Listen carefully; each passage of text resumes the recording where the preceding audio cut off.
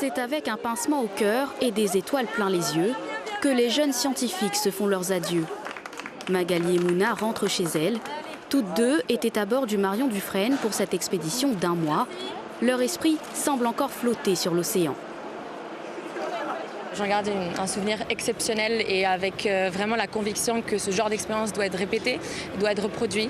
Et voilà, génial. Ça fait des super potes, des super connaissances et l'équipage était incroyable, les scientifiques étaient incroyables.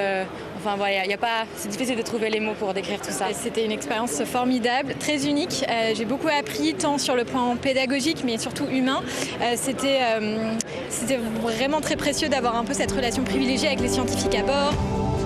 Une aventure inédite pédagogique où les jeunes n'ont pas eu le temps de s'ennuyer. Il n'y avait pas de place pour la routine.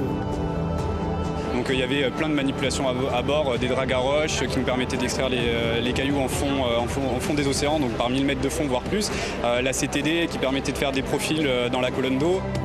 Pour l'Institut français de recherche pour l'exploitation de la mer, ce voyage effectué aux côtés de chercheurs, de scientifiques ou encore d'ingénieurs a permis aux jeunes d'échanger avec des professionnels tout en leur faisant prendre conscience des richesses de l'océan. Il y avait cette mission de surveillance de Fanny Maoré, le volcan sous-marin de Mayotte.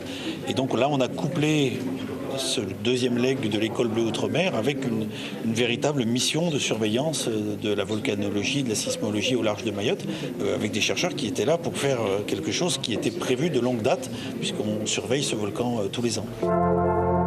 Autre objectif de l'école flottante, susciter des vocations chez les jeunes ultramarins.